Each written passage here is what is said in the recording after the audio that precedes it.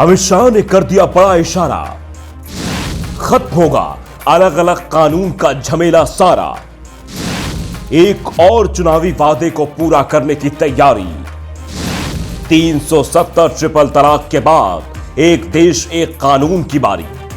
जी हां, आपको याद होगा 2019 की चुनावी घोषणा पत्र में पीएम मोदी और बीजेपी ने कई वादे किए थे, जिस पर भरोसा करते हुए जनता ने दूसरी बार केंद्र की सत्ता सौंपी, जिसके बाद से एक एक करके उन सभी वादों को पूरा किया जा रहा है। ट्रिपल तलाक के खिलाफ कानून, राम मंदिर, आर्टिकल 370 का खात्मा, नागरिकता संशोधन अधिनियम जैसे वादे 2019 के बाद पूरे किए गए। अब 2024 में अगले टेस्ट से पहले बाकी बचे वायदों को पूरा करने की कवायद शुरू हो गई है। इनमें सबसे अहम है समान नागरिक संहिता यानी कॉमन सिविल कोड, जिस पर अब गृह मंत्री अमित शाह ने कहा है कि अब उसकी बारी आ गई है।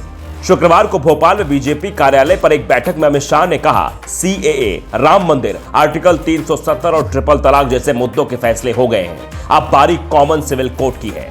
शाह ने उत्तराखंड में पायलट प्रोजेक्ट के रूप में कॉमन सिविल कोड लागू किए जाने का जिक्र भी किया। शाह एमपी में थे तो रिएक्शन भी वहां से आया। मध्य प्रदेश के पूर्व सीएम और कांग्रेस नेता कमलनाथ ने कहा कि यह सब राजनीति हमारे देश की संस्कृति के विपरीत है, जब ये आएगा तो देखेंगे।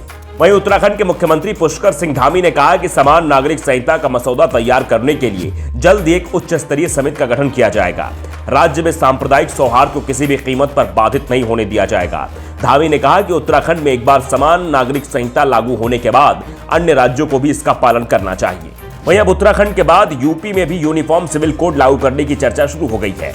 डिप्टी सीएम केशव प्रसाद मौर्य ने कहा कि सिविल कोड इस देश और यूपी की जरूरत है और इस दिशा में राज्य सरकार गंभीरता से विचार कर रही है। मौर्य ने कहा, एक देश में एक कानून सबके लिए हो, इसकी जरूरत है। मैं समझता हूं कि अलग अलग लोगों के लिए अलग अलग कानून की जरूरत नहीं है।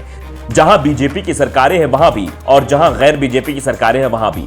अगर सबका साथ सबका विकास चाहिए तो कॉमन सिविल कोड जरूरी है, और ये एक ऐसी चीज है जिसकी सबको मांग करनी चाहिए और सबको स्वागत भी करना चाहिए।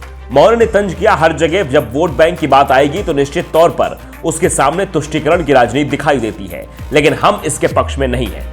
ये तो नेताओं के बयान हैं। दिल्ली हाईकोर्ट ने भी एक बार फिर कहा था कि समान नागरिक संहिता को हकीकत में बदलने की जरूरत है। कोर्ट ने तब कहा था, आर्टिकल 44 में जिस समान नागरिक संहिता यानी यूनिफॉर्म सिविल कोड की उम्मीद जताई गई है, अब उसे हकीकत में बदलना चाहिए, क्योंकि यह नागरिकों के लिए समान नागरिक संहिता को सुरक्षित करेगा। और अब यह मात्र आशा नहीं रहनी चाहिए। क्या होता है जो यूनिफॉर्म सिविल कोड और इसके लागू होने के बाद बदलाव आएगा, ये आपको अगली रिपोर्ट में समझाएंगे। लेकिन इतना समझ लीजिए कि तुष्टीकरण की राजनीति के लिए कई सालों से इस कानून को कई सरकारों ने लागू नहीं किया।